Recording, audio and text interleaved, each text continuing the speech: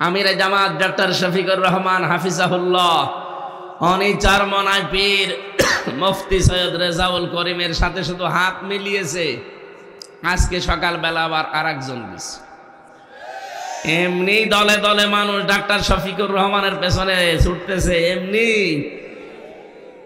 আর আইতান NASA ইয়াদখুলুনা ফি দীনিল্লাহি আফওয়াজা। হে নবী, আপনি দেখতে পাবেন দলে দলে পালে পালে মানুষ ইসলামে প্রবেশ করছে। কোথায় 100 জনের মাত্র 15 জন, 5 মাসের ব্যবধানে হয়ে গেছে 100 জনের 58 জন। এমনি জালেমদের সহ এই মুনাফিকদের মাথা খারাপ হয়ে গেছে এমনি এই কারণে। কারণ তারাও তো অন্তত বললাম না জাতে মাতাল হলো, তাহলে ঠিক আছে, দেখতে পাচ্ছে যে হচ্ছেটা কি। এই জন্য আপনারাও মাসলুম মানুষ, আপনাদেরকে আমি বাঁচার জন্য বলছি, সাবধান ভাই, আপনার চাইতে মাসলুম আমরা কম না। তো একটা মানুষের তো রেকর্ড দেখাতে পারেন না যে অমুক লোকটা চাঁদাবাজি করেছে। আপনার চাওয়া লাগবে কোন কারণে? বলে এতদিন আমাদের কাছে করেছে, আমরা এই জন্য করি, এদের কাছে করেনি। এই মানুষটাও তো ব্যবসা করতে পারেনি 15 বছর। কথা বলেন না কেন? এরও তো চাকরি ঠিক মতো উপরে উঠতে চাইনি, এক চেয়ার থেকে আর এক চেয়ারে উঠবে, 15 বছর আরো নিচে নামিয়ে দিয়েছে। বৈষম্যের শিকার শুধু আপনারা, আমরা হইনি। দেখো আমরা তো এগুলো করি না। সাবধান, আপনি থামবেন। আপনাদের সর্বোচ্চ যিনি দায়িত্বে আছেন তিনি পাগল হয়ে গেছেন অলরেডি, বারবার ভিডিও বার্তা পাঠাচ্ছে। এই কি আরম্ভ করেছেন আপনারা? থামেন। জনগণ যদি সত্যি মুখ ফিরিয়ে নেয়, কোন বাবা আপনার পাশে থাকবে না। মাহমুদুর রহমানের যে আশঙ্কা আমার দেশ পত্রিকার, যে সামনে যদি দেশের টুপিওয়ালা যারা দাবি করে মুসলমান আর আলেম যারা, এরা যদি এক হতে না পারে, এটা কিন্তু অঙ্গরাজ্য অলরেডি সামনেও হয়ে যাওয়ার সম্ভাবনা আছে। কারণ দাদাদের গোবর খাওয়া আর প্রসাব খাওয়া বুদ্ধি তো। অনেকে এতদিন ফতোয়া দিত চার দোকানে বসে বসে, কোন দিকে যাবো, হুজুররাই ঠিক নেই। এখন তো অন্তত ঠিক হয়েছে, এখন তার ওই কথা আপনি বলতে পারেন না। এই কথা বলেন না কেন? এখন আর ফতোয়াবাজি করার সময় আছে? চরমনায় পীর উনিও দেখলাম শেষ পর্যন্ত কথা বলছে। অনেকে বলতো যারা হাত মিলায় না, আমরা কিন্তু অলরেডি হাত মিলিয়ে ফেলেছি, কিন্তু এক দলের মাথার উপরে ঠাঁটা পড়িস।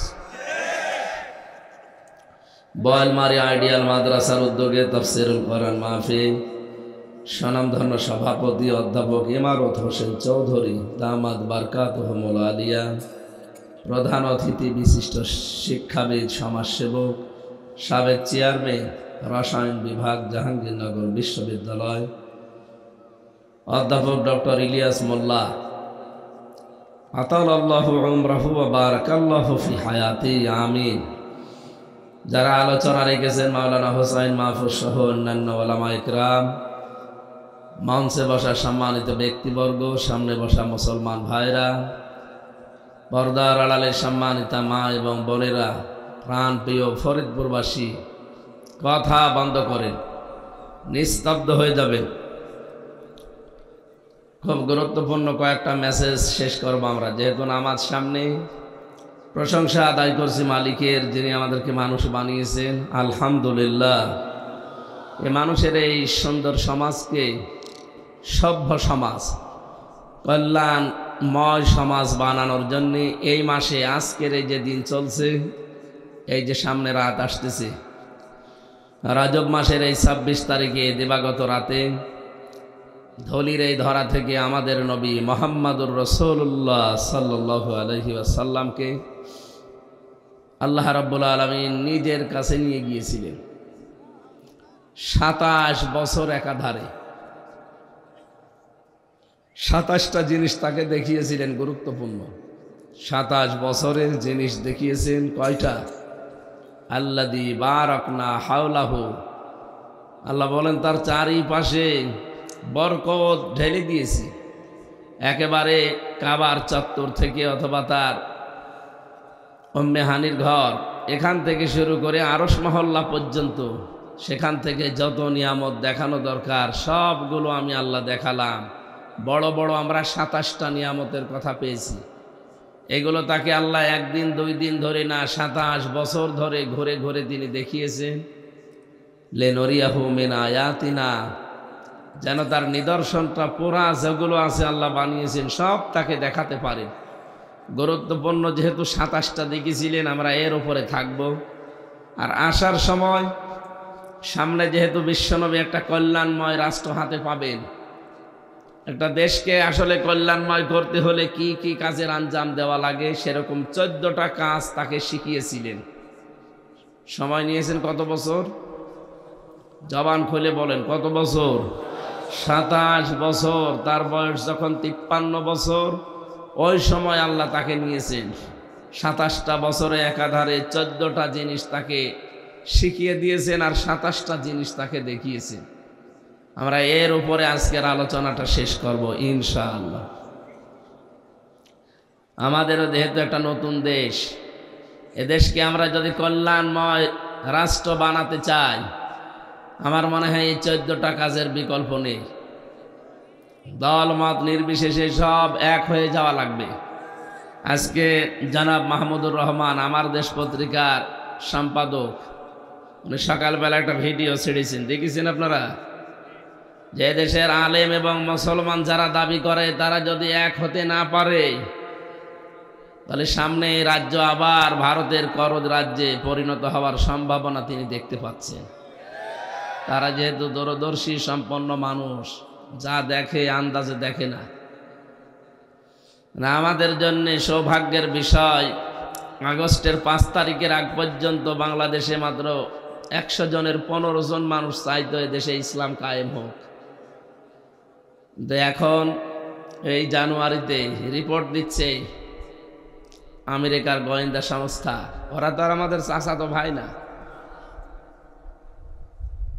তাম দুনিয়ায় যারা মুসলমানের শত্রু, তার ভেতরে তারা 1 নম্বরে আছে ইহুদি, 2 নম্বরে মুশরিক। মুশরিকের ভেতরে তাম দুনিয়ায় শুধু মুসলমান বাদ দিয়ে যা আছে সবাই পড়ে, কারণ সবাই আল্লাহর সাথে শিরক করে। কি কথা বুঝতেছেন?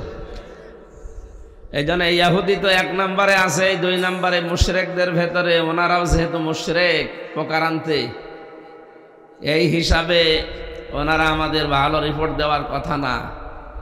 রিপোর্ট দিয়েছে এই দেশের এখন 100 জনের 58 জন মানুষ চাচ্ছে এই দেশে ইসলামের বিধান কায়েম হোক। আপনি আরো 5 মাস যেতে দিন, এই দেশে 100 জনের 100 জন মানুষই বলতে বাধ্য হবে এই দেশে আল্লাহর কোরআনের বিধান কায়েম হোক। যেহেতু 15 থেকে 58 অলরেডি চলে এসেছে, আর যেভাবে দেশে দলে দলে পালে পালনে মানুষ ইসলামের দিকে ঝুঁকতেছে, আমরা আশা করতে পারি সামনে আল্লাহ আমাদেরকে একটা নতুন কল্যাণময় রাষ্ট্র হাতে তুলে দেবে। এটা তুলে নিয়ে তৈরি করার দায়িত্ব, যেহেতু রজব মাস আর আজকে এসে 26 তারিখ, আমাদের উচিত হবে নবীর ওই 14টা কাজ দল মত নির্বিশেষে এখন পরিবার, সমাজ এবং রাষ্ট্রে বাস্তবায়ন করা। এবার আসেন নবীকে কিভাবে নিয়ে কি কি দেখালেন, আমরা সেদিকে যাচ্ছি ইনশাআল্লাহ। আল্লাহ রাব্বুল আলামিন ঘটনাটা এত আশ্চর্যজনক, মেরাজ নাম শুনেছি সেই জন্মের পর থেকে, এত আশ্চর্যজনক ঘটনা এটা। আল্লাহ পাক নিজেই বর্ণনা দিতে গিয়ে তিনি নিজে আশ্চর্য বোধ করেছেন, এই জন্য শব্দটাও দিয়েছেন সুবহান। আমরা কোনো আশ্চর্য জিনিস দেখলে এই শব্দটা বলি সুবহানাল্লাহ, তাই বলি না? আল্লাহ যেন নিজেও আশ্চর্য হয়ে গেছেন এই ঘটনা বলতেই। সুবহানাল্লাযী আসরা বিআবদিহি লাইলাম মিনাল মাসজিদিল হারামি ইলাল মাসজিদিল আকসা। সব পবিত্রতা সেই আল্লাহর জন্যে, যিনি তার বান্দাকে কোনো এক রাতের বেলা মসজিদে আকসা থেকে মসজিদে হারাম থেকে মসজিদে আকসা পর্যন্ত ভ্রমণ করিয়েছিলেন। কেন করিয়েছেন এবার আল্লাহ সেই বর্ণনা দিচ্ছেন। আল্লাযী বারাকনা হাওলা, যার পাশে চারিদিকে বরকতের ফেরেশতারা সব ঘিরে ছিল। যদিও ফেরেশতা জিবরাইল এসেছিলেন, কিন্তু তাকে নেওয়ার জন্য ফেরেশতা জিবরাইলের সাথে আল্লাহ পাঠিয়েছেন বরকত স্বরূপ। আরো ৭০,০০০ ফেরেশতা। আমি নবীর শান মান মর্যাদা বর্ণনা করার জন্য না, কারণ তার শান মান আমরা জানি যে অনেক বেশি।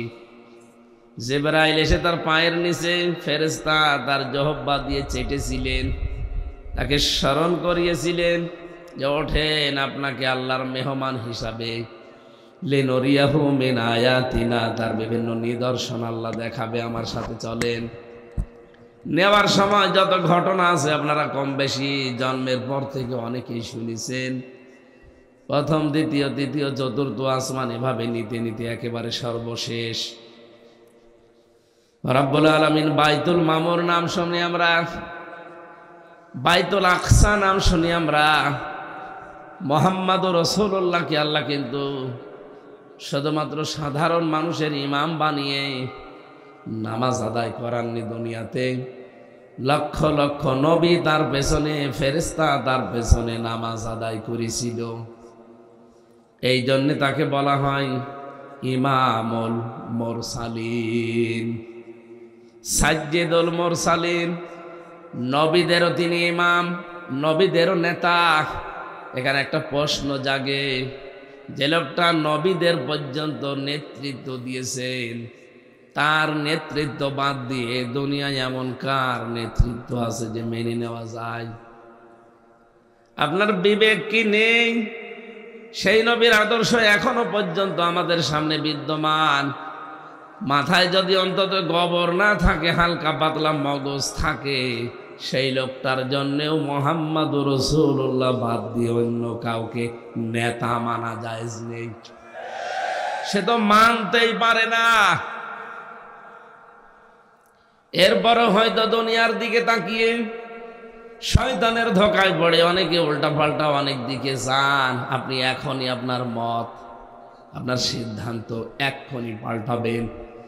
যতদিন বেঁচে আছি এই পৃথিবীতে, কিয়ামতের দিন যেন মুহাম্মাদুর রাসূলুল্লাহর পেছনে থাকতে পারি, এই আশা উদ্দেশ্য নিয়ে কোনো দিন আর কাউকে নেতা মানি না, মুহাম্মাদুর রাসূলুল্লাহ বাদ দিয়ে। এটা একমত আছেন আপনারা? মাহফিল সাকসেস হয়ে গেছে। যারা হাত তোলেননি তারা আর কয়েকদিন পরে তুলবেন। এবার আসেন দ্বিতীয় পয়েন্টে। তাকে আল্লাহ প্রথমেই দেখিয়েছেন, আমি যে ২৭টা জিনিসের নাম পড়লাম, ১ নম্বরে আল্লাহ তাকে মিজানের পাল্লা দেখিয়েছেন। কিসের পাল্লা? মিজানের পাল্লা। মানে আমরা কি মনে করি? আল্লাহ রাব্বুল আলামিন বলেন ১ নম্বরে যে মিজানের পাল্লা তাকে দেখালাম। মানুষ মনে করে মিজানের পাল্লা মানে কিসের পাল্লা? দাড়ি পাল্লা। আপনি এমন কোন অভিধান পৃথিবীতে পড়েছেন জীবনে, নাকি শুনে শুনে পর্যন্ত যে মিজানের পাল্লা মানে দাড়ি পাল্লা? পড়েছেন কোনোদিন কোনো জায়গায়? পড়েন? আমিও কোনো জায়গায় আজ পর্যন্ত পাইনি যে মিজানের পাল্লা মানে দাড়ি পাল্লা। মিজান মানে মানদণ্ড। মিজান মানে কি? আমাদের ভেতরে একটা ভ্রান্ত ধারণা ঢুকে আছে। যদি আপনি একমত হবেন কিনা আমি জানি না, আপনাকে আমি আরো চিন্তা ভাবনা করার জন্য বলছি। বিশেষ করে আমাদের এই দেশগুলোতে, আমি বাইরের অনেক দেশে এটা পাইনি, শুধু বাংলাদেশ, ভারত, এই 2টা দেশে এই কনসেপ্টটা আছে যে কিয়ামতের দিন আল্লাহ আমাদের আমল মিজানের পাল্লায় তুলে দিয়ে মাপ দেবেন। 1 পাল্লায় দেবেন নেকি, আর 1 পাল্লায় দেবেন বদি। এটা শোনেননি? এক কথা বলে না কেন? কোনদিন কি চিন্তা আসে না যে মিজান মানে মানদণ্ড, আর মাপবেন আল্লাহ? কিয়ামতের দিন কি মাপ দেবেন? আমল। বলেন আরো জোরে বলুন, বলেন সবাই বলেন। আমল মানে কাজ। বলেন। এই শিক্ষক হয়ে এখন তো আপনাদের ক্লাস নিচ্ছি, স্যার তো বসে আছে। বলেন, জবান খুলে বলবেন আমল মানে কি? আরো জোরে বলেন। এবার আমার প্রশ্ন, কোন পাগলও যদি এখানে থাকে, ওই পাগলকে যদি বলা হয় যে 5 কেজি কাজ দিলাম, দাড়ি পাল্লায় তুলে দিন, ও হাসবে। আপনি কোনোদিন ভেবেছেন যে মিজানের পাল্লা মানে আমরা মনে করি দাড়ি পাল্লা, কিয়ামতের দিন আল্লাহ আমল মাপবে। আমল মানে কাজ, আমল মানে কাজ। কি দাড়ি পাল্লায় কেউ তুলে দেয় যে 5 কেজি কাজ? বলেন কোন ধারণায় আছেন আপনি? এই কারণেই তো আমরা আসল কোনটা নকল কোনটা, আসলের সামনে কি করা লাগবে পেছনে কি করা লাগে এই বিষয়টা জানি না, আন্দাজে জীবন চালিয়ে চলে যাচ্ছে। এবার আমি কয়টা উদাহরণ দেব, আপনি মিলাবেন। পৃথিবীর প্রতিটি জিনিস পরিমাপ করার জন্য আলাদা আলাদা যন্ত্র আছে, এটা জানেন তো? আপনাকে যদি এই জমিনটা মেপে দেওয়ার জন্য বলা হয় যে এই ফুটবল ময়দানটা মেপে দেন, আপনি দাড়ি পাল্লায় তুলে দেবেন। এটা মাপার জন্য গজ লাগবে, ফিতা লাগবে, এটা ঠিক আছে তো? বলেন। এই যে চা দিয়েছেন আপনাকে, এই চা এখন যদি বলি মেপে দেন, এর ভেতরে ফিতা দিয়ে মাপবেন। এটার জন্য সিসি লাগবে, লিটার লাগবে, কথা বলছে না কেন? এখন যদি আপনাকে আমি এতগুলো চাউল দিয়ে বলি মেপে দিন, আপনি একটা একটা করে গণনা করবেন, 1 2 3। এটা মাপার জন্য কেজি লাগে, পাথর লাগে, বাটখারা লাগে, কথা বলা লাগবে। প্রতিটি জিনিস আমরা পরিমাপ করার জন্য আলাদা আলাদা জিনিস পেলাম। বলেন, এই যে কিয়ামতে আল্লাহ আমল মাপ দেবে। আমল মানে কাজ মাপার জন্য একটা আলাদা যন্ত্র আছে না? কাজ মানুষ মাপে কি দিয়ে? গুরুত্ব দিয়ে। গুরুত্বের ভিত্তিতে কাজ মাপা হয়। আপনি আসলে কাজটা গুরুত্ব দিয়ে করেছেন কিনা এর উপরে আমি কাজ পরিমাপ করতে পারি। নবীজিকে আল্লাহ যে মিজান দেখিয়েছেন, আসলে বিষয়টা আমরা অনেকেই জানিও না, চিন্তাও করি না। কিয়ামতের দিন আল্লাহ মিজানে মাপ দেবেন, ঠিক আছে, কিন্তু সেটা মাপ হবে গুরুত্বের ভিত্তিতে। এখন এই যে স্টেজ বানিয়েছেন, এই কথা বলেন কোন কারণ? আপনি গুরুত্বপূর্ণ একটা বিষয় আপনি খেয়াল না করে বাইরে যেতে গিবত করবেন। বসেন। এই স্টেজটার ভেতরে গুরুত্বপূর্ণ কি আছে আর গুরুত্বহীন যেগুলো না হলেও স্টেজ হয়। এই যে খুঁটি আছে 4টা আর সামিয়ানা, এই 2টা গুরুত্বপূর্ণ। এখানে গুরুত্বহীন অনেক জিনিস বসে আছে, এই যে আমি না থাকলেও কিন্তু স্টেজ হবে, হবে না? স্যার না থাকলেও স্টেজ হবে। এই যে কার্পেট বিছিয়েছেন, চা খাওয়ার জন্য কাপ দিয়েছেন, পোস্টার আছে, এই যে তাওয়াল আছে, এই টেবিল চেয়ার আছে। বলেন এগুলো না থাকলেও কি মানুষ বলবে না যে না এটা স্টেজ না? কিন্তু খুঁটি যদি না থাকে, সামিয়ানা না থাকে, তাহলে এখানে গুরুত্বপূর্ণ 2টা জিনিস পেলাম, খুঁটি, সামিয়ানা। এই 2টা আসল। এই 2টা না থাকলে কোনো পাগল এটাকে স্টেজ বলবে না। কিন্তু বাকি যা আছে এগুলো না থাকলেও অসুবিধা নেই। আরো জোরে। এই পৃথিবীতে আল্লাহ কোরআনে কারিমের ভেতরে 500 শরীয়তের বিধান দিয়েছেন। কয়টা? আরো জোরে। 6666টি আয়াত। এটা প্রসিদ্ধ। 6236টি আয়াত এটা বিশুদ্ধ। আপনি যে কোনোটা মানতে পারেন, অসুবিধা নেই। 6666টি আয়াতের ভেতরে 500 আয়াত হচ্ছে শরীয়তের বিধান, যেটা গুরুত্বপূর্ণ ফরজ বলা হয়। এই জন্য দুনিয়ায় যত ফরজ বিধান আপনি দেখবেন, প্রতিটি ফরজ বিধানের ভেতরে আবার গুরুত্বপূর্ণ কিছু আল্লাহ আলাদা করেছেন। এই যে নামাজ, নামাজের বাইরে ভেতরে মিলে ফরজ কয়টা? 13টা। বলেন বলেন। আপনি 12টা আদায় করলেন, একটা আদায় করেননি। এখন যদি বলেন আমার তো 12টা আদায় হয়েছে, একটা নাই ছেড়ে দিয়েছি, তাতে কি? অন্তত 12টা সওয়াব আমারে দেন। আপনার কি একটা সওয়াব হবে? কি হবে? 0, শূন্য, কোনো দাম নেই। পুরা 12টায় মাটি। কি বুঝলেন এখান থেকে? সারা জীবন তো নামাজ পড়েন। এরকম ফরজ বিধান দুনিয়ায় যত আছে সবগুলোতে আলাদা আলাদা আলাদা কিছু গুরুত্বপূর্ণ জিনিস সব ভাগ করা আছে। হজের ফরজ নেই, রোজার ফরজ নেই, জাকাতের ফরজ নেই। কোন বিধান আছে দুনিয়ায় যে ফরজ অথবা বিধান নেই? দেখবেন প্রতিটি ফরজ বিধানের ভেতর আবার ফরজ। নামাজ যেমন ফরজ, নামাজের ভেতরে আবার ফরজ কয়টা? আল্লাহ রাব্বুল আলামিন এই পৃথিবীর ভেতরে আমাদেরকে পাঠিয়েছেন, ইন্নী জাইলুম ফিল আরদি খলিফা। আমি তোমাদেরকে জমিনে খলিফা করে পাঠালাম। কি করে?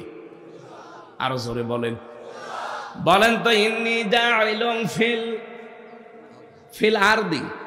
আল্লাহ যদি বলতেন ফিল খানকা খলিফা, যে খানকায় পাঠালাম খলিফা করে, তাহলে আপনি ওই আল্লাহর ওলির মুরিদ হয়ে গেলে আপনার দায়িত্ব শেষ। কি আপনি ওখানে মুরিদ হয়ে গেলে আপনার আর কোনো চিন্তা ছিল না, কয়দিন পরে দেখবেন আপনি খলিফা হয়ে গেছেন। আপনাকে কোনো দরবারের খলিফা করে আল্লাহ পাঠাননি। এই ফরিদপুরে তো দরবার বহু আছে, যে কোনো এক দরবারের খলিফা হয়ে গেলে আপনার জীবন সাকসেস। আল্লাহ বলেন না, আপনাকে আমি পাঠিয়েছি জমিনের খলিফা করে। কোথায়? আরো জোরে বলেন। আপনি নিজের বিবেককে একেবারে প্রশ্ন করেন তো, আপনি কি জমিনে আছেন? না। আপনি মাদ্রাসায় আছেন পড়ে, আপনি মসজিদে আসেন পড়ে, আপনি খানকায় আছেন, আপনি দরবারে আছেন। জমিন ফাঁকা পেয়েছে জালেমরা, 180 মাইল বেগে চালাচ্ছে। তাহলে খলিফা হিসাবে থাকতে হলে খানকায়, দরবারে, কবরে, মাজারে, না কোথায় থাকা লাগবে? আরে ভাই, এই কথাই তো বোঝাতে চাই যে আমাদের জমিনে থাকা লাগবে। জমিনে থাকতে গেলে অবশ্যই যারা এতদিন জমিন দখল করেছিল তাদেরকে উৎখাত করতে গেলে একটু ঝামেলা হতে পারে। সেই ঝামেলা সামনেও হতে পারে। কথা বলেন না কেন? আবহমান কাল থেকে হয়েছে, এখনো হচ্ছে, সামনেও হবে। কারণ আল্লাহর খলিফা এ জমিনে আল্লাহ পাঠিয়েছেন। জমিনে আমরা ছিলাম না, এই জন্য জমিন ফাঁকা ছিল, যারা আমরা মন মতো চালিয়েছে। এখন যেহেতু আপনি এসেছেন, ওরা তো এমনি এমনি আপনাকে ছাড়বে না। কিন্তু আমরা যেহেতু আল্লাহর খলিফা, এই জমিনে আমরা থাকবই। এখানে থাকতে চাই কেন? কারণ এই জমিনে আল্লাহ কোরআন দিয়েছেন। বলেন না কেন? এ কোরআন এই জমিনে দেয়নি। এর ভেতরে 500 শরীয়তের বিধান আছে। আমি যেমন নামাজের 12টা ফরজ আদায় করলে আর একটা না করলে আমার পুরা নামাজ বাতিল, একটা সওয়াব হবে না, পুরা 0, 0। কারণ গুরুত্বের ভিত্তিতে আপনি প্রথম কাজটাই করেননি। ঠিক তেমনি এই 500 বিধানের 499টা হয়তো আপনি মানেন, কিন্তু একটা মানেননি। এদিকে তাকান, 499টা মানেন, একটা মানেন না, এবং আপনি বিরোধিতা করেন। আল্লাহর কসম, ওই 499টা মানলেও আপনার সওয়াব হবে 0, 0। এই জমিনে নামাজ পড়া ফরজ আপনিও বলছেন, আমিও বলি, আমিও জানি। রোজা রাখা ফরজ আপনিও মানেন, আমিও মানি। কিন্তু কোরআন দিয়ে সংসদ চালাতে হবে, এটাও যে ফরজ আমি জানি, আমি মানি। আপনি জানেন কিন্তু আপনি মানেন না। এটাকে তখন আপনি বলেন এটা রাজনীতি, এটা ধর্ম ব্যবসা। আপনি জাতে মাতাল হলো তো তাহলে ঠিক আছেন? কথা বলেন না কেন? আপনাকে আমি বাঁচাতে চাই ভাই, আপনি ভুল করছেন। বুঝে করেন আর না বুঝে করেন, আপনার 499টা আদায় হচ্ছে। আকিমুস সালাত যেমন কোরআনে আল্লাহ দিয়েছেন, আতুজ যাকাত যেমন দিয়েছেন, আন আকিমুদ্দিন ওই রকম দিয়েছেন। সুতরাং নামাজ পড়বেন, রোজা রাখবেন, হজ করবেন, যাকাত দেবেন, বাবা 499টা পালন করবেন। কিন্তু আকিমুদ্দিন, এই জমিনে আল্লাহর খলিফারা তার দিন কায়েম করবে, এটা আপনার কাছে রাজনীতি মনে হয়, দুনিয়ার কাজ মনে হয়। আল্লাহর কসম, 13টা ফরজের 12টা আদায় করে যেমন একটা সওয়াবও পাননি, 499টা মানতে পারেন, একটা মানেননি, আপনিও কিচ্ছু পাবেন না। কিয়ামতে আল্লাহ যখন মাপ দিয়ে দেখবে, আরে 499টা হয়েছে আর একটা কয়, একটাও সওয়াব নেই, ওরা 0, 0 হয়ে যাবে। এটা যারা সহজে বুঝে ফেলেছেন ভালো, যারা এখনো বোঝেননি এদিকে আসেন, কানের নিচে 2টা করে দিচ্ছি, তখন বুঝবেন। এত সহজ করে বলার পরও আপনি না বোঝার ভান করে থাকেন, ভণ্ডামি করার জায়গা পান না। না, এই বোয়ালমারি এখন যদি তেলের কেজি 60 টাকা হয়, ফরিদপুর শহরে যদি 59 টাকা হয়, 1 টাকার জন্য দরকার ওখানে যাবে। এটা তো বেশ ভালোই বোঝো। ফরজ নামাজের উদাহরণ দিলাম, 12টা ফরজ আদায় করি, একটা আদায় না করলে পুরাটা মাটি। আর 499টা আদায় করো, দিন কায়েমত একটা, এইটা আদায় করতে গেলে তখন রাজনীতি মনে হয়, দুনিয়ার কাজ মনে হয়। কিয়ামতে আল্লাহ যখন মিজানে মাপবে তখন গুরুত্বহীন, কিচ্ছু পাবে না। আমি দেখতে পাচ্ছি আয়াতটা পড়ে আপনি আমি অনেকেই কিন্তু ধরা খেয়ে বসে আছি। এখন আপনি কি করবেন? আপনার বিবেককে কাজে লাগান। আমার মনে হয় যদি আপনি এই ওয়াজ বুঝে থাকেন, এ মাহফিল সাকসেস। আর যদি না বোঝার ভান করে বসে থাকেন যে আমারে বোঝাতে পারলে আমার বউ দিয়ে দেব, ওর বউ বলছে তুমি কি করলে, বলছে আরে আমাকে বোঝাতে পারলে তুই, আমারে বোঝাতেও পারবে না, বউ দেব। আপনি এইরকম ধান্দায় যদি থাকেন, এখানে 1 ঘন্টা কেন, ওরা 45 মিনিট সময় আছে, তারপরও বলছে না আমার যে শরীরের অবস্থা 5 মিনিট কথা বলাই ঠিক না। ডাক্তার বলছে সারাদিন ঘুমাবে। জালেবরা কি আমার শান্তিতে রেখেছিল 3 বছর, ফাঁসির কন্ডেম ছেলে 3টা বছর আমার শেষ করে দিয়েছে। এখন তো বেশি আছে, আমার মনে হয় এটা দয়া আল্লাহ। ডায়াবেটিস কত চলছে, কোন সময় হয় 15, 19, 27। আমার এই শরীরে ডায়াবেটিস, শয়তানও বিশ্বাস করে না, কিন্তু আছে। জালেমরা 3টা বছরে আমার কতগুলো রোগ এদের কারণে হয়ে গেছে, খাবার দাবারও দিত না ঠিক মতো। এই জন্য বলছি আগামী থেকে আমির জামাত ডক্টর শফিকুর রহমান হাফিজাহুল্লাহ, ওনার কাছ থেকে উনি জানিয়েছে প্রত্যেক জেলায় একটা করে নেবেন, মানুষজন সব ওখানে যাবে। আর লেখাপড়া করবেন, এক একটা সাবজেক্টের উপরে কমপক্ষে 60 ঘন্টা পড়া লাগবে। আমরা যা বলি, এই যা আন্দাজে 1 মোসানবীর কাহিনী 2.5 ঘন্টা বলছে না, যে বলে ওরা বোঝে। আমি এই 20 মিনিট কথা বলছি, এই গুরুত্বপূর্ণ কথাগুলো আপনি টের না পেলেও স্যার টের পেয়েছে। কি বলতে চেয়েছি আপনি বুঝেছেন? এরপরেও যদি কেউ ভুল করেন, সত্যি কথা বলছি, আপনি কিন্তু কিয়ামতে মিজানের পাল্লায় মাপ দিতে গিয়ে ওই নামাজ ফরজের যে উদাহরণ দিলাম, 12টা আদায় করেছিলেন, একটা আদায় করেননি, তাহলে পুরাটা 0 বা 0, আপনারও কিয়ামতে 0 বা 0 হবে। তখন আফসোস করে লাভ হবে? নবীকে আল্লাহ এই মিজান দেখিয়েছিলেন যে আপনি এইটা পৃথিবীর ময়দানে মানুষকে বলবেন যে গুরুত্বপূর্ণ কাজগুলো আগে করো। আর আমরা ওইটাই আপনাকে বোঝাতে আসি যে নামাজ যেমন গুরুত্বপূর্ণ, দিন কায়েম করাও গুরুত্বপূর্ণ। এই দিন যদি বাংলাদেশে কায়েম হয়ে যায়, এই দেশে তখন চাঁদাবাজি করার লোক পাবেন না। দিন কায়েম নেই, এই জন্য বাংলাদেশে এখনো চাঁদাবাজ আছে না নেই? আগে ছিল তো 180 মাইল বেগে চালাতো, এখন দেখছি 190 মাইল বেগে চলছে। সেদিন এক লোক গিয়েছে এক জজের কাছে চাঁদা চাইতে গাইবান্ধায়, নারায়ণগঞ্জের বন্দরে গেছে রাত 12:30টার সময়। ওরা বলছে যে আমরা এত রাতে চাই চাঁদা চাইতে, মানুষ টের পায় কি করে? আরে বেটা, আমি রিমান্ডে ওদের মেশিন দেখেছি। আমার যে 10 দিন ওরা রিমান্ডে নিয়ে বিভিন্ন জিনিস দেয়, আমার উপকার হয়েছে, কষ্ট হয়েছে, উপকারও হয়েছে। ওরা এমন এমন মেশিন ইসরায়েল থেকে নিয়ে এসে রেখেছিল। আপনি মনে করছেন আমি রাত 2টার সময় যাই চাঁদা চাইতে? মানুষ জানে কি করি। আপনি পায়খানায় বসে বসে কি করেন তা ওরা ওখানে বসে বসে দেখতে পাচ্ছে, জানেন? 18 কোটি মানুষ ওদের হাতের থালার ভেতরে, এদের থালার ভেতরে যা আছে দেখতে পাচ্ছেন না? এই রকম করে রেখেছে। আপনাদেরকে যারা এই উলট পালট কাজে নিজেদের জীবন অলরেডি আরম্ভ করে দিয়েছেন 5 তারিখের পরে, তাদেরকে হালকা সতর্ক করছে, আপনি কিন্তু টের পাচ্ছেন না।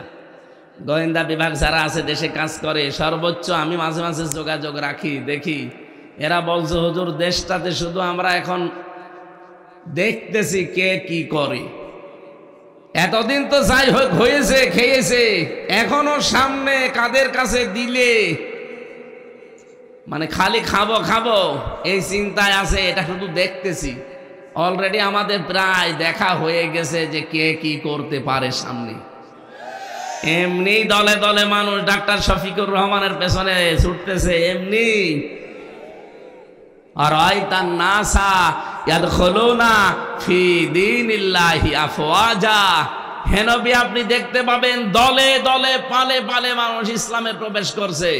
কোথায় 100 জনের মাত্র 15 জন, 5 মাসের ব্যবধানে হয়ে গেছে 100 জনের 58 জন। এমনি জালেমদের সহ এই মুনাফিকদের মাথা খারাপ হয়ে গেছে এমনি এই কারণে। কারণ তারাও তো অন্তত বললাম না জাতে মাতাল হলো তাহলে ঠিক আছে, দেখতে পাচ্ছে যে হচ্ছেটা কি। এই জন্য আপনারাও মাসলুম মানুষ, আপনাদেরকে আমি বাঁচার জন্য বলছি সাবধান ভাই, আপনার চাইতে মাসলুম আমরা কম না। তো একটা মানুষের তো রেকর্ড দেখাতে পারেন না যে অমুক লোকটা চাঁদাবাজি করেছে, আপনার চাওয়া লাগবে কোন কারণে? বলে এতদিন আমাদের কাছে করেছে আমরা এই জন্য করি, এদের কাছে করেনি। এই মানুষটাও তো ব্যবসা করতে পারেনি 15 বছর, কথা বলেন না কেন? এরও তো চাকরি ঠিক মতো উপরে উঠতে চাইনি, এক চেয়ার থেকে আর এক চেয়ারে উঠবে 15 বছর আরো নিচে নামিয়ে দিয়েছে। বৈষম্যের শিকার শুধু আপনারা, আমরা হইনি। দেখো আমরা তো এগুলো করি না। সাবধান, আপনি থামবেন। আপনাদের সর্বোচ্চ যিনি দায়িত্বে আছেন তিনি পাগল হয়ে গেছেন অলরেডি, বারবার ভিডিও বার্তা পাঠাচ্ছে। এই কি আরম্ভ করেছেন আপনারা? থামেন। জনগণ যদি সত্যি মুখ ফিরিয়ে নেয় কোন বাবা আপনার পাশে থাকবে না। এজন্য আমরা সাবধান হব ভাই। নবীজিকে আল্লাহ যে মিজান দেখিয়েছিলেন, আমরা কিন্তু মিজানের একটা হালকা টাচ পেলাম যে কিয়ামতের দিন আল্লাহ মাপ দেবে আমাদের কাজ। আর কাজ দাড়ি পাল্লায় তুলে দিয়ে মাপে না, 5 মাপতে হয় গুরুত্বের ভিত্তিতে। এই জন্য জীবনে গুরুত্বপূর্ণ কাজ যেগুলো সেগুলো আগে করব। গুরুত্বপূর্ণ কাজ নামাজ পড়া না দাড়ি রাখা। অনেকে আছে বলে দাড়ি রাখি না এই জন্য নামাজ পড়ি না। আরে ভাই আগে নামাজ পড়েন, দাড়ি পরে রাখেন। আপনি এই ওসিলা দিয়ে তো দাড়ি রাখার ওসিলা দিয়ে নামাজ বাদ দিতে পারেন। আমি আজকের স্টেজের বললাম এই যে খুঁটি আর সামিয়ানা আপনি খুলে ফেলেন। কোন পাগল বলে যে এটা স্টেজ আমি দেখব? কিন্তু এই সামিয়ানাও নেই, খুঁটি নেই, আন্দাজে আপনি লাল কার্পেট বিছিয়ে রেখেছেন, মানুষ বলবে যে স্টেজ। গুরুত্বপূর্ণ কাজগুলো এখন থেকে সামনে নিয়ে আসবেন। পৃথিবীর সবচাইতে গুরুত্বপূর্ণ কাজ হচ্ছে আনাকিমুদ্দিন। কারণ এইটা না থাকলে অনেক ফিতনা ফাসাদ দূর করা সম্ভব না, শুধু ফু দিয়ে আর ওয়াজ করি। কথা বলেন না কেন? এই যে জেনা ব্যভিচার এখনো কি বন্ধ হয়ে গেছে? আকাশ সংস্কৃতির নামে ভারত থেকে পিন আপ করা পত্রিকা আসে। শুধু পিন আপ করা পত্রিকা না, 36টা চ্যানেল। একজন আজানের জবাব দিয়ে দেন, একজন দিয়ে দেন, আদায় হয়ে যাবে। 36টা চ্যানেল চলতো। এখন যদি মাহমুদুর রহমানের যে আশঙ্কা আমার দেশ পত্রিকার, যে সামনে যদি দেশের টুপিওয়ালা যারা দাবি করে মুসলমান আর আলেম যারা, এরা যদি এক হতে না পারে, এটা কিন্তু অঙ্গরাজ্য অলরেডি সামনেও হয়ে যাওয়ার সম্ভাবনা আছে। কারণ দাদাদের গোবর খাওয়া আর প্রসাব খাওয়া বুদ্ধি তো দেখেছেন না কি টাচ দিয়েছে আমিরে জামাত ডক্টর শফিকুর রহমান হাফিজাহুল্লাহ।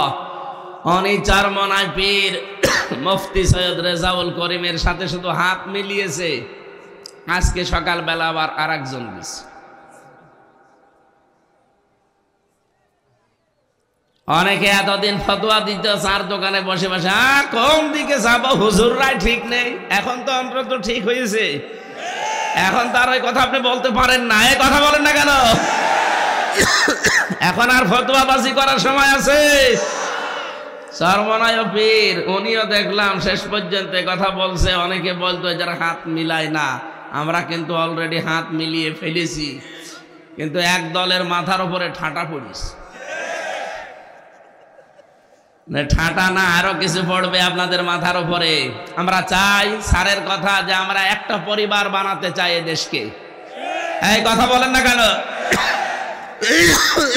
এই সম্প্রীতিটাই এই ডাইনি মহিলা ধ্বংস করে ফেলেছিল।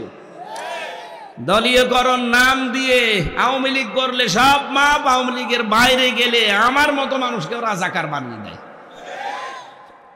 কোথায় পৌঁছিয়েছে। আমার চাচা আওয়ামী লীগ করে, ঠিক আছে, সে চেয়ারম্যান ছিল, সে আমার আর আমার বাবার একদিন খাবার খাওয়াতে ডাক দিয়েছে। কোন শয়তান যেন হানিফ সাহেবের কাছে পান লাগিয়েছে আমির হামজাকে আর ওর বাপকে, আপনার যে ডান হাতে এলাকায় চেয়ারম্যান সফর, সে খাবার খাওয়িয়েছে, আপনি এখন কি করবেন করেন। তো ঠিক চাচারে ধমক দিয়েছে, ওই হামজাকে ডাক দিয়ে খাওয়াইলে মানে, বলছে আমার ভাতিজা। বলছে ভাতিজা তাই কি, এই দলে থাকতে হলে কোনো ভাতিজাও মানা যাবে না। কোথায় পৌঁছিয়েছিলেন আপনি? আপনি কি শুধু একা থাকবেন এই দেশে? আল্লাহ এই জন্য আপনাকে একাই বের করে দিয়েছে।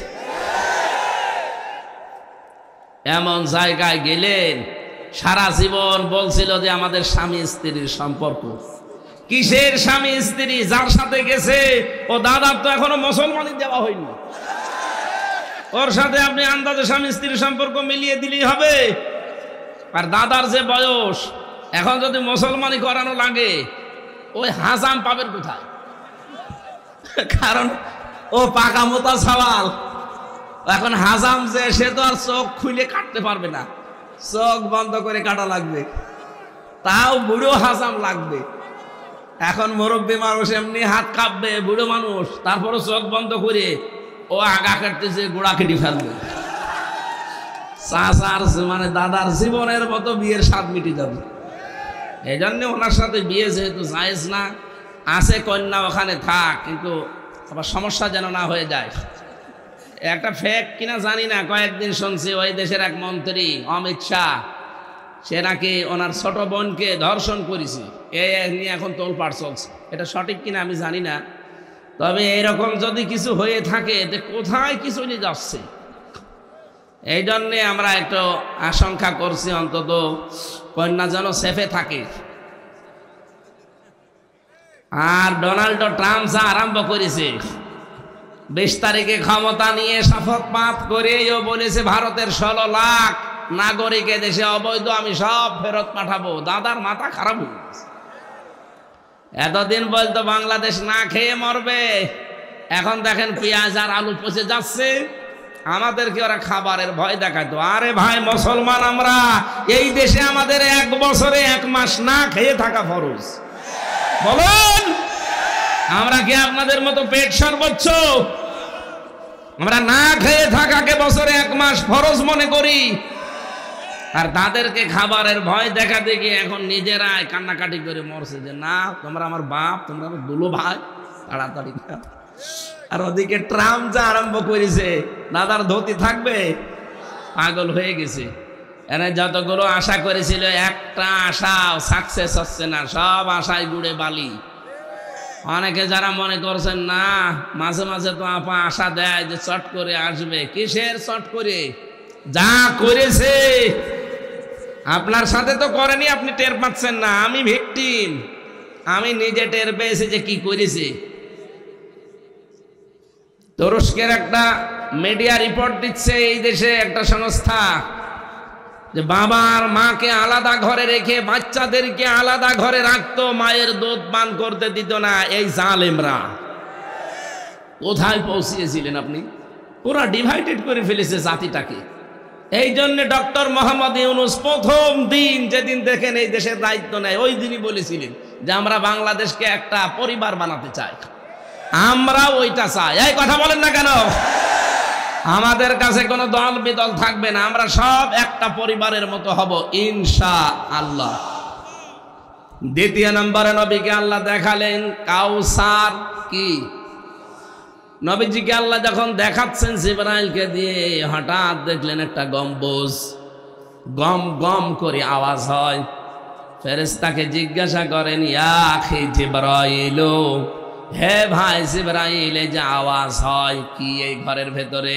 এর নাম কাউসার। কি কিভাবে কি হয় দেখেন, চারিদিকে ঘোরেন, দেখলেন লেখা আছে চারিদিকে বিসমিল্লাহির রহমানির রহিম। নবীজি বললেন এটা কি লেখা আছে? তো বিসমিল্লাহ বুঝলাম না। ফেরেশতা বলে, হে নবী, দুনিয়ায় যারা সব কাজের আগে বিসমিল্লাহর আমল করে, আল্লাহ তাকে এই পানি কিয়ামতে খাওয়াবে। নবীজি দুনিয়ায় আসার পরে যে কোনো কাজ শুরু করার আগে তিনি বিসমিল্লাহর আমল করতেন, আর মাঝে মাঝে বলতেন রব্বুল আলামিন তুমি যেন আমাকে হাউজে কাউসার থেকে বঞ্চিত করো না, কারণ আমি বিসমিল্লাহর আমল ছাড়ি না। এই দেশে শহীদ জিয়া তিনি সংবিধানে বিসমিল্লাহির রহমানির রহিম সংস্থাপন করেছিলেন, অথচ এনারা আসার পরে সেই বিসমিল্লাহটাই তুলে দিয়েছে। কথা বলেন না কেন? আরে ভাই, যারা বিসমিল্লাহ বিশ্বাস করে না কিয়ামতে তারা হাউজে কাউসার পাবে। আরো জোরে বলেন পাবে। আর আমার তো মনে হয় এখন যেহেতু সংস্কার চলছে দেশে, এই দেশে ৯৬% মুসলমান আমরা বাস করি, আল্লাহ রাব্বুল আলামিন এই কোরআনে সংবিধান নামে একটা সূরা দিয়েছেন, সূরা ফুরকান। ৭৭টা আয়াত আছে, ৭৩টা ধারা আছে।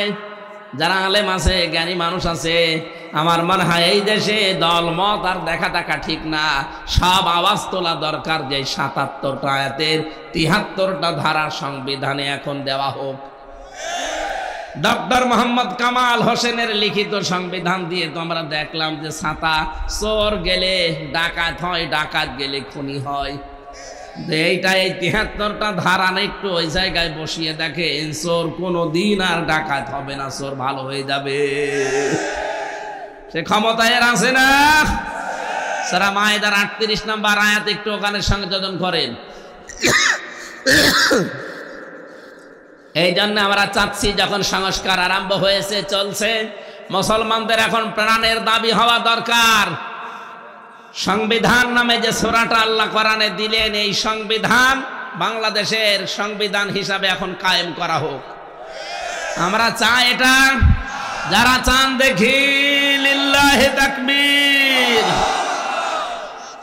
আলহামদুলিল্লাহ। কিয়ামতের দিন এইটা যখন হাত আল্লাহ দেখাবে, আমরা সংবিধান হিসাবে এইটা চেয়েছি, আমার মনে হয় হাউজে কাউসার আল্লাহ আমাদেরকেও ভাগ্যে দিয়ে দেবে। কয়েকটা শর্ত আছে এটা পাওয়ার জন্য। নারী পুরুষ যারা এসেছেন, ফাসাল্লি লিরাব্বিকা, রবের নামে নামাজ পড়তে হবে, লোক দেখানোর জন্য না, ভোট পাওয়ার জন্য না। নামাজ পড়তে হবে কার নামে? অনহার, কোরবানি করা। কোরবানি মানে শুধু পশু জবাই করা না, কোরবানি মানে পরীক্ষা দেওয়া, ত্যাগ তিতিক্ষা সহ্য করা। সামনে যেহেতু ইসলাম, আমার মনে হয় রাষ্ট্রীয় পর্যায়ে আল্লাহ এনে দেবে ইনশাআল্লাহ। সেই হিসাবে আমাদের নাহার লাগবে, কোরবানি লাগবে। আমরা প্রস্তুত আছি না? মুসলিম যারা এই হাউজে কাউসার পাওয়ার আশা আছে, তারা কষ্ট সহ্য করা লাগবে। ইন্না শানিয়াকা হুয়াল আবতার। যারা আমাদের শত্রু হবে, আল্লাহ গ্যারান্টি দিয়েছেন তারা লেজ কাটা নির্বংশ হবে। এমন যখন নির্বংশ হয়ে যাচ্ছে অনেকে। সারা দেশের একই অবস্থা, শুধু এই ফরিদপুরে না। আমি বাংলাদেশের ৬৩০টা থানা আছে, কম বেশি প্রায় সব জায়গায় আমার যাওয়া হয়ে যাচ্ছে। যেখানে যাচ্ছি দেখি জালেমদের শিকড় শেষ। শিকড় যদি কোনো জায়গায় শেষ হয়ে যায়, ওখানে আরো কিছু বসবে না। ডক্টর ইলিয়াস মোল্লা হঠাৎ করে মনে হচ্ছে শিকড় গেড়ে বসে আছে না? আপনাদের মাটি ও মানুষের সন্তান উনি, হয়তো কর্ম জীবনের কারণে জাহাঙ্গীরনগর বিশ্ববিদ্যালয়ে ছিলেন। এরকম একজন সুশিক্ষিত, ভদ্র, মার্জিত এবং মেধাবী মানুষ যদি দায়িত্বে আসে, অন্তত লুটপাট হবে না।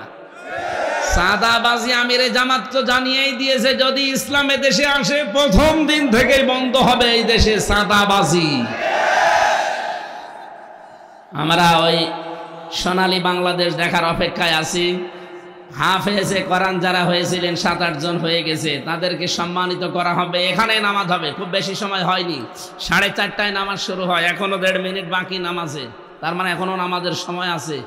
বসেন, ওনাদের কাজগুলো করে আমার রাতের বেলা ফরিদপুর শহরে আছে, নূর ফাউন্ডেশনে মাহফিল আছে।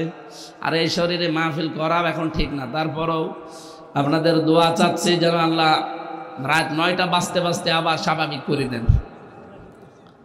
আজকের মতো একটু শেষ করে দিলাম। আসলে হচ্ছে না, রাগারাগি না, আমার শরীরের বাইরে চলে যাচ্ছে কন্ট্রোলের। এত চাপ নেওয়া সম্ভব হচ্ছে না। ওনাদের কাজটা একটু তাড়াতাড়ি করেন। যাদেরকে পাগড়ি দিতে চান, আমরা পাগড়ি দেব ভাই, পাগড়িটা দেব, মোনাজাত করে দিই নাকি? আল্লাহুম্মা আমিন। রাব্বিরহামহুমা কামা রাব্বায়ানি সাগীরা। রব্বুল আলামিনের বিশাল আয়োজনে যারা আঞ্জাম দিল তাদেরকে কবুল করে নাও। পর্দার আড়ালে দেখো হাজার হাজার মা বোনেরা বসে আছে, এদের জন্য এদের দায়িত্ব কর্তব্যগুলো বলতেও পারলাম না। আল্লাহ তাআলা আগামীতে পরিবেশ করে দিও তোমার এই বান্দীদের জন্য যে দায়িত্ব এবং কর্তব্য আছে, এটা কোরআন আর হাদিস আর বাস্তবতা দিয়ে যেন বলতে পারি, সেই তৌফিক আমাকে এবং যারা আসবে তাদেরকে দিও। মাহফিলের জন্য যারাই কষ্ট করেছে সবাইকে ওমরের মতো বানিয়ে দাও। এলাকায় মাটির নিচে যারা ঘুমিয়ে আছে কোরআনের ইজ্জতে মাফ করে দাও। রব্বুল আলামিন 3টা বছর জালেমরা কি করেছে আমার উপরে তুমি তো দেখতে পেয়েছো। জীবনটা আমার নষ্ট করে দিয়েছে। খেয়ে না খেয়ে ফাঁসির ওই কন্ডেম সেলের ভেতরে 24 ঘন্টা ওরা মানে তালা লাগিয়ে রাখতো। কুকুরকেও মানুষ এত কষ্ট দেয় না। 24টা ঘন্টা কিভাবে যে আমার কেটেছে 3টা বছর। আমি অসুস্থ হয়ে গেছি টেনশনে চিন্তায়। ওয়াইদা মারিদু ফাহুয়া ইয়াশফিন, তোমার নবী ইব্রাহিম জানিয়েছে আমি যখন অসুস্থ হই তুমি আমাকে শেফা দাও।